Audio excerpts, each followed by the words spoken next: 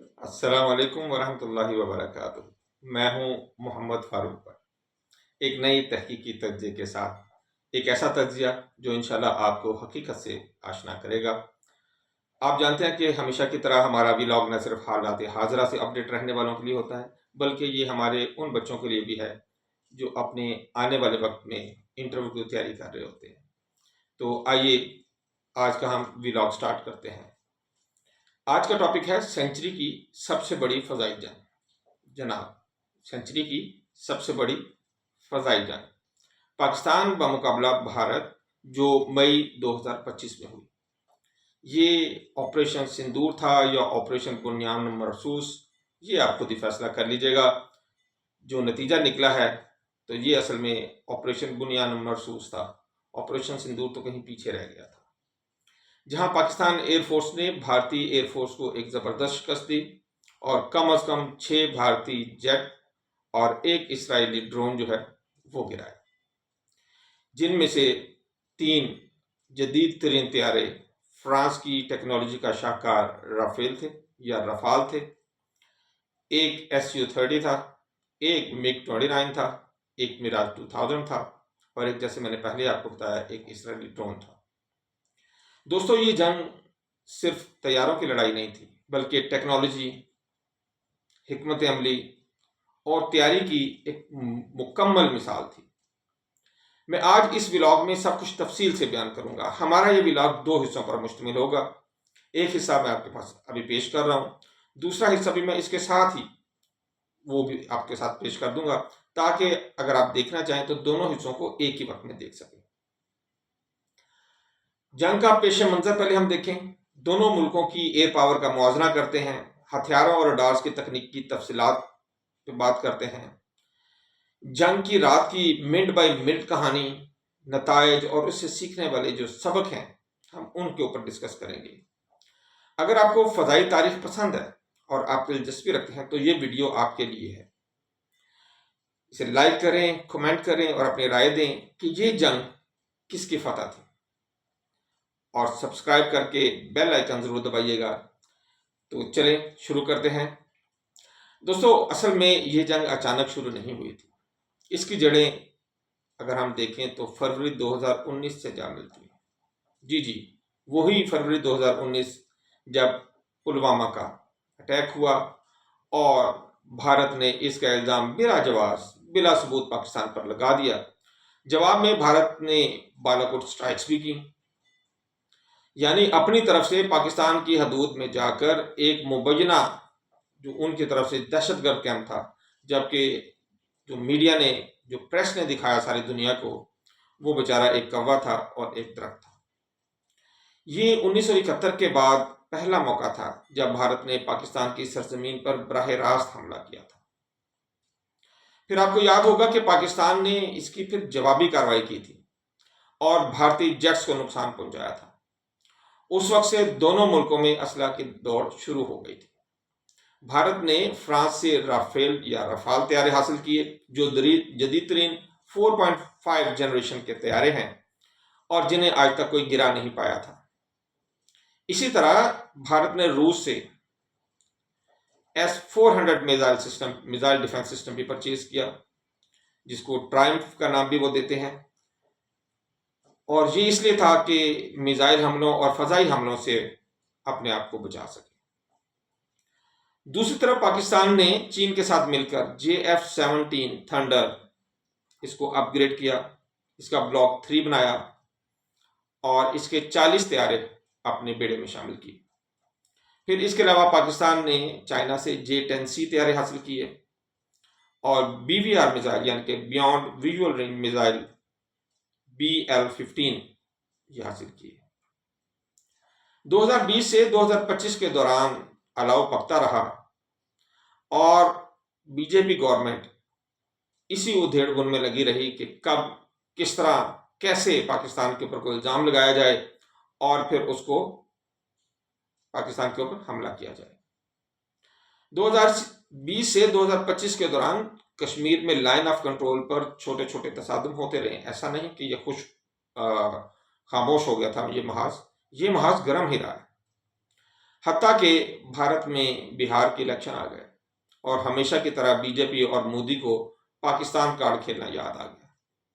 भारत ने राफेल को अपनी एयरफोर्स का गेम चेंजर कहा, इसे क्राउन ऑफ, अपने ताज का क्राउन कहा इन्होंने। जबकि पाकिस्तान ने PL-15 जैसे लॉन्ग रेंज मिसाइल्स पर फोकस किया। मई 2025 में बीजेपी ने पहलगाम हमले का इल्जाम भी पाकिस्तान पर लगा दिया, जो कि आप जानते हैं कि जो बिला जवाब था, बिला सबूत था और एक बहुत ही भोंडा इल्जाम था। भारत ने दावा किया कि पहलगाम हमले के लिए पाकिस्तान से दहशतगर्द भारत में आए। भारत ने अपनी तरफ से ऑपरेशन सिंदूर का ऐलान किया, जिसमें पाकिस्तानी 9 सिविलियन लोकेशंस के ऊपर मिसाइल और फिजा से हमला किया गया। 2019 की तरह 2025 साबित नहीं हुआ। 2025 में पाकिस्तान की फजाइया, पाकिस्तान की आर्मी, पाकिस्तान की नेवी पहले से तैयार थी और इन्हें पता था कि बिहार का इलेक्शन आ रहा है। ये बिहार जो है ये मोदी के गले की घंटी बन जाएगा और वही हुआ। ये जंग जो ऑपरेशन सिंदूर के नाम से इंडिया ने लड़ी, जो बुनियानुम मरसूस के नाम से पाकिस्तान ने लड़ी, ये जंग तकरीबन 120 से ज्यादा, पहले दिन बल्कि पहली रात ये जंग 120 से ज्यादा जेट्स ने लड़ी, जो सदी की सबसे बड़ी फजाई लड़ाई गर्दानी गई है। दोस्तों तसव्वुर करें, रात का वक्त है और घुप अंधेरा है, आसमान में रफाल उड़ रहे हैं, Su-30 हैं, MiG-29 हैं, मिराज 2000 हैं और ये सारे मिलकर टुकड़ियों में अलग अलग समतों से पाकिस्तान की जानिब बढ़ रहे हैं। इनके इरादे इंतहाई बदनीयत हैं और पाकिस्तान के JF-17, J-10C इनका इंतजार कर रहे हैं और ये तादाद में तकरीबन 40 हैं, जबकि राफेल, Su-30, MiG-29 और मिराज 2000 जो भारतीय हैं, इनकी तादाद तकरीबन 80 से 85 के करीब है। अब देखते हैं कि दोनों की एयर पावर का मौजना क्या था। दोनों मुल्कों की एयर पावर का अगर हम मौजना करें, दोनों को तोलते हैं और देखते हैं कि किसकी एयरफोर्स कैसी है। भारत के पास तकरीबन 600 से 650 कॉम्बैट एयरक्राफ्ट है, यानी कि लड़ाई के लिए जो तैयारी हैं वो 600 से 650 की तादाद में है, जिनमें Su-30 MKI सबसे ज्यादा है। ये रूसी जेट है और मल्टी रोल तैयार है, यानी ये फजाई लड़ाई में भी काम आता है, ये ग्राउंड अटैक भी कर सकता है। इसकी रेंज तकरीबन 3000 किलोमीटर है और ये ब्राह्मोस मिसाइल भी लेकर जा सकता है। ये बड़ा तैयारा है और ये ज्यादा वजन उठा सकता है। इसके बाद फिर आता है रफाल, फ्रांसीसी जेट है, 4.5 जनरेशन है। ये भारत के पास 2019 में मार खाने के बाद 2020 में आया। रफाल की खासियत यह है कि इसका RBE-2 एक्टिव इलेक्ट्रॉनिकली स्कैंड अरे, यानी कि ऐसा रेडार जो है वो 200 किलोमीटर दूर से ही दुश्मन को डिटेक्ट कर लेता है और ये बहुत बड़ी, अपनी दानिश में, इंडिया की दानिश में एक बहुत बड़ी काबिलियत थी। फिर इस पर जो हथियार लगते हैं वो MICA, जिनको मीका भी कहा जाता है, ये मिसाइल्स हैं जो बियॉन्ड विजुअल रेंज BVR हैं। इसका मतलब यह है कि ये आंख जहां नहीं देख सकती उतनी देर भी ये फायर कर देते हैं दुश्मन के तैयारे पर। इनकी रेंज तकरीबन 80 किलोमीटर के करीब है। इसके अलावा air to surface, air to air इस तैयारे में दोनों खसूसियात हैं। इसी तरह इमेजिंग, इंफ्रारेड और एक्टिव रडार होमिंग ARH दोनों तरह की गाइडेंस भी है इसमें। और करीब की लड़ाई के लिए, जिसको हम डॉग फाइट कहते हैं, ये उसके लिए भी बहुत मुअस्सर है। तैयारी से छोड़े जाने के बाद फायर एंड फॉरगेट सलाहियत का ये मिसाइल, जिसको हम मीका कहते हैं या MICA कहते हैं, ये मिसाइल दुश्मन के तैयारे तक खुद ब खुद अपना रास्ता तलाश करते हुए पहुंचने की सलाहियत रखता है। इसी तरह भारत के पास MiG-29, Mirage 2000, Jaguar MiG-21 bison jet भी थे। हाँ, इनके पास कुछ समोसे भी थे जिनको मैं नाम क्या लूँ उनका, इन्होंने उड़ाए ही नहीं। बड़े इन्होंने चाव से मेरे मुंह से निकलने तरह पकाए हैं, लेकिन बनाए हैं इन्होंने, लेकिन भारतीय साख्ता वो तैयारे आज तक किसी भी हवाले से उड़ने में नाकाम ही रहे। हालांकि 40 बना के इन्होंने खड़े किए हुए हैं, लेकिन पता नहीं वो पाकिस्तान के खिलाफ जंग में इन्होंने क्यों नहीं उड़ाए। तेजस नाम है, लेकिन हम उन्हें समोसा ही कहते हैं। अब हम पाकिस्तान की तरफ आते हैं। पाकिस्तान की एयरफोर्स छोटी थी, तकरीबन 400 जेट्स थे इसमें, लेकिन इसमें जदीद JF-17 थंडर ब्लॉक 3 वर्जन और ब्लॉक 3 वर्जन में KLJ-7A और ऐसा रडार है जो राफेल के रडार से मिलता जुलता है। JF-17 की जो रेंज है ये 2000 किलोमीटर है। ये मल्टी रोल तैयारा है और ये PL-15 मिसाइल भी कैरी कर सकता है अपने साथ। PL-15 का जो दुश्मन को पता था कि ये 100 से लेके 150 किलोमीटर की रेंज तक मार कर सकता है, और पाकिस्तान के पास PL-15 एक्सपोर्ट यानी कि एक्स मॉडल अवेलेबल है, लेकिन पाकिस्तान के पास ओरिजिनल PL-15 मिसाइल थे जिनकी रेंज 250 से 300 किलोमीटर तक की थी। यानी ये मीका या जिसको MICA मिसाइल कहा जाता है जो राफाल के साथ आते हैं, ये उनसे कहीं बेहतर थे।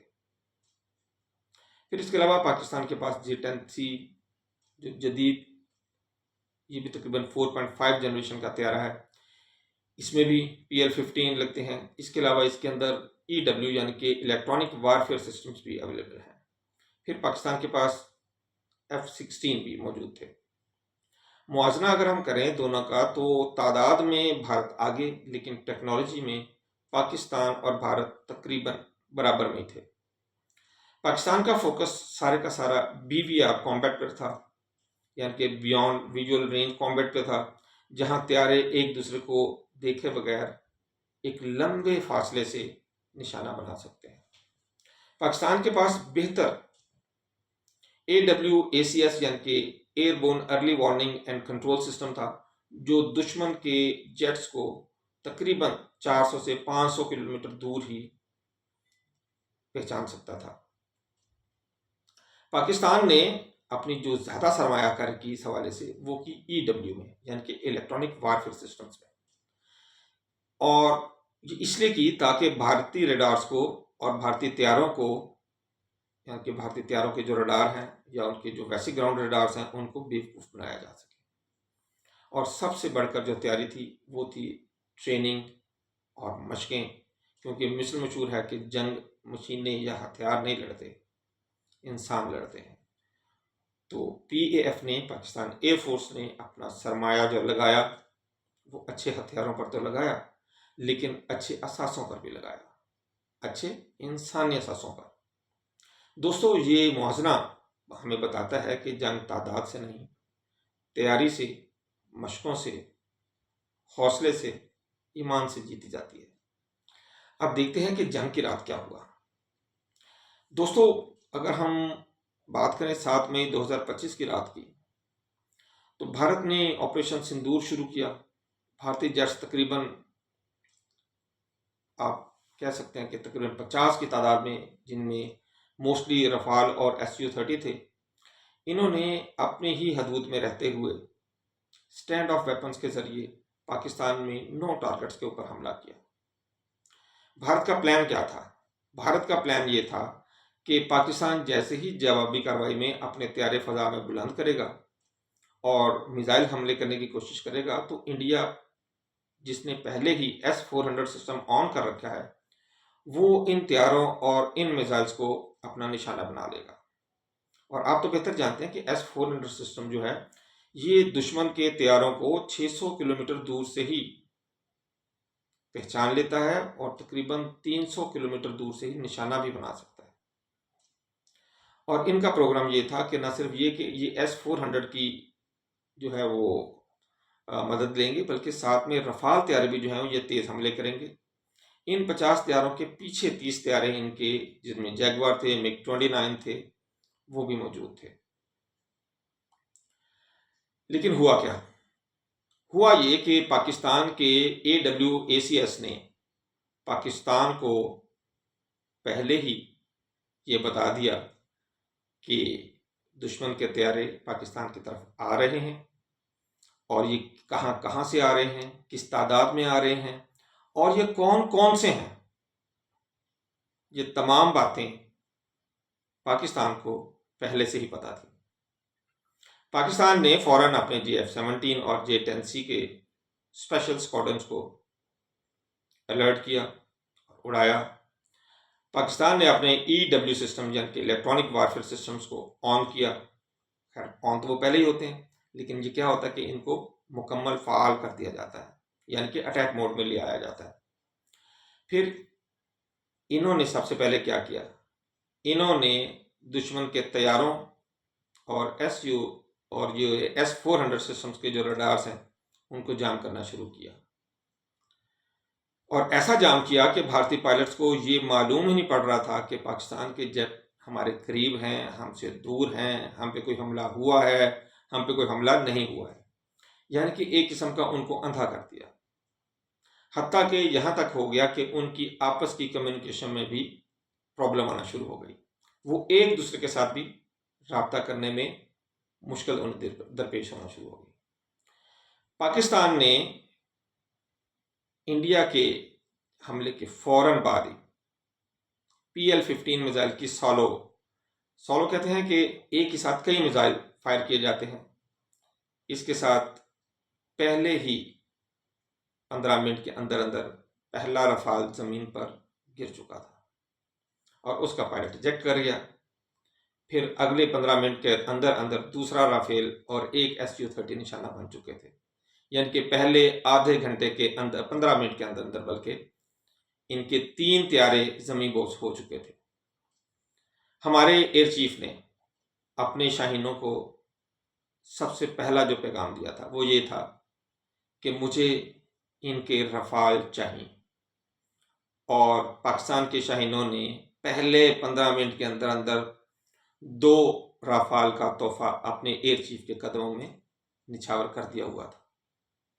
पाकिस्तान के J-10C ने BVR मोड में काम किया, और ऐसा काम किया कि आधे घंटे के अंदर अंदर मज़ीद 3 तैयारे, जिनमें एक मिराज 2000, एक मिग 29 और एक और रफाल था, तीनों को ज़मींदोज़ कर दिया।